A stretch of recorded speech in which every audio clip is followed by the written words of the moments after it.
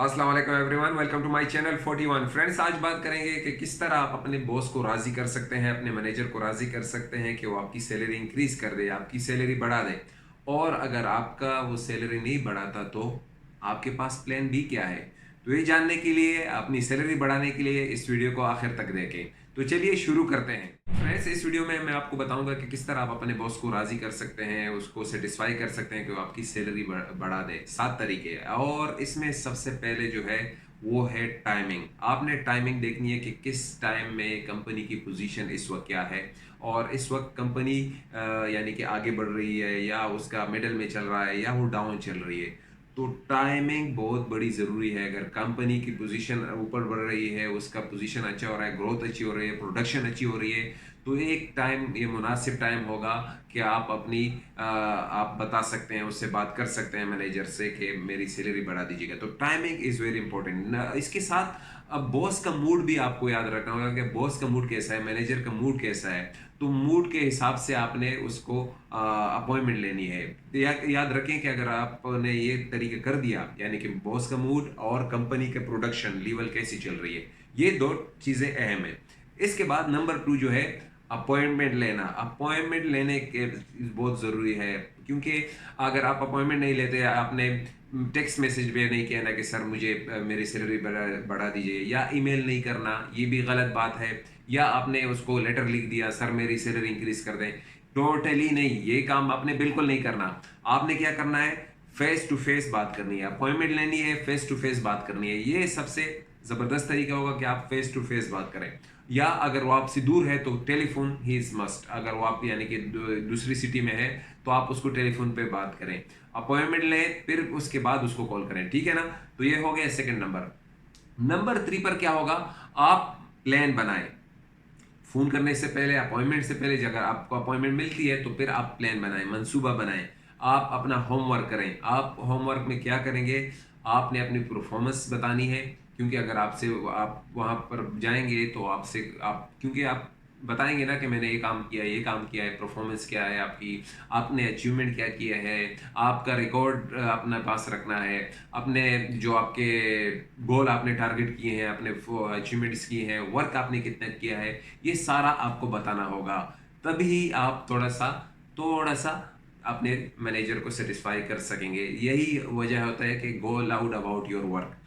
Go loud about work में मतलब ये नहीं है कि आप चिल्ला दें। आपने यही करना होगा कि आप उसको बता दें कि मैंने ये अचीवमेंट्स किए हैं, ये मेरी परफॉर्मेंस है, ये मैंने वर्क किया है, ये मैंने गोल जो आपने दिए थे मैंने वो टारगेट किए हैं। तो ये नंबर 2 हो गया।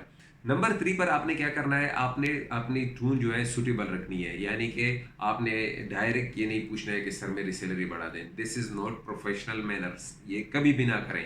आप डायरेक्ट वो करेंगे, उसका मूड ख़राब है, कुछ भी है, ये कोई तरीका नहीं है। जैसे कि मैंने कहा कि आप अपना अपॉइंटमेंट लें, प्लान बना लें। नंबर 3 जो है, आपने डायरेक्ट सैलरी का नहीं पूछना है। आपने रोना धोना नहीं है कि मैं, अब बच्चे तो नहीं है ना, ठीक है ना, कि मैंने इतना काम कर लिया, ये मैंने अचीवमेंट कर लिया।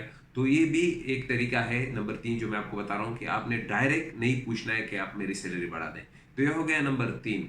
नंबर 4 पर आपने क्या करना है, आपने never bad mouth about your जो है आपके जो कोलिग्स हैं, आपके कोवर्क्स हैं। ये देखें, आपने बैड माउथ कभी यूज़ नहीं करना है कि मेरे मेरे कोवर्कर ऐसे हैं, उन्होंने ये काम नहीं करते, मैं सारा हैंडल करता हूँ। देखें, मैनेजर को कभी भी सूटेबल नहीं लगेगा। उसको क्या चाहिए, उसको पॉजिटिव पॉइंट्स चाहिए, उसको चाहिए आप टीम, यानी कि टीम वर्क चाहिए उसको।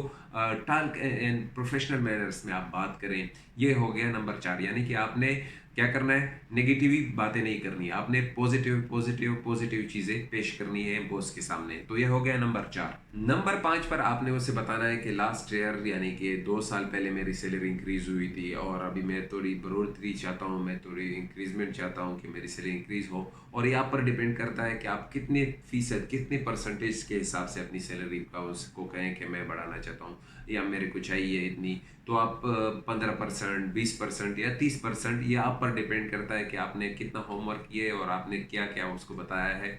आपने एक ख्याली यानी कि उसको स्टोरी जो आपने बनाई होती है उसके जहन में डालना है। देखें, मैनेजर अगर आपकी परफॉर्मेंस अच्छी है तो ज़रूर बढ़ाएगा। ये नहीं है कि वो बिल्कुल सोचेगा। ऐसा वैल्यूबल जो उसका एम्प्लॉय होता है वो उसको छोड़ते नहीं हैं। और दूसरा, आप उसको बताएं कि आपके फ्यूचर प्लान क्या हैं, आप आगे सोच रहे हैं कंपनी के साथ, तो ये उसको सोचने पर मजबूर कर देगा कि वो आपकी सैलरी इंक्रीज कर दे। नंबर 6 पर मैं आपको बताता चलूँ कि आप उसको ये कह दें कि सर मुझे कंपनी से ऑफर आई है। अगर आपके पास ऑफर लेटर है तो एक पॉजिटिव पॉइंट है।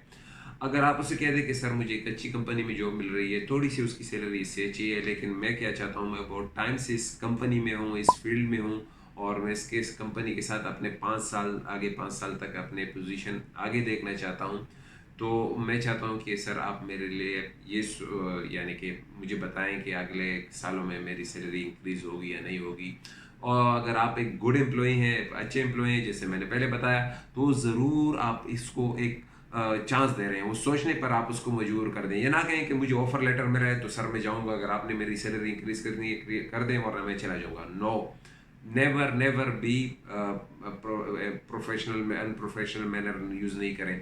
आप उसको बताएं, आप उसको सोचने पर मजबूर कर दें। आप उसको बताएं कि सर मुझे कंपनी से ऑफर लेटर मिला है, उसकी सैलरी सैलरी मेरी सैलरी से थोड़ी ज़्यादा है, लेकिन मैं इस कंपनी में पहले से काम कर चुका हूँ, यहाँ मैं मेरे फ्रेंड्स हैं, मेरे कोलीग्स हैं, तो मैं कंपनी के साथ अगले 5 साल में अपनी पोजीशन थोड़ा आगे बढ़ना चाहता हूँ, और आप मुझे कब यानी कि आप मेरी सैलरी बढ़ा सकते हैं। तो ये नंबर 6 जो है, ये भी आपको मैनेजर को सोच। नंबर 7 जो है वो है प्लान बी। मिसाल के तौर पर अगर आप फॉर एग्जांपल आपका मैनेजर आपकी जो मुतालिबात है वो रिजेक्ट कर देता है, या आपसे कह देता है कि अभी मैं इस पोजीशन में नहीं हूँ कि आपकी सैलरी बढ़ा दूँ, तो फिर आपको दिल बर्दाश्त होने की ज़रूरत नहीं है। प्रोफेशनल मैनर में आप उसको प्लान बी बता सकते हैं। अपने प्लान बी में अगर आपका ईयरली टिकट नहीं है, 2 साल में आपका टिकट है, तो आप उससे कह सकते हैं कि सर प्लीज़ मेरा 1 साल में टिकट करा दें।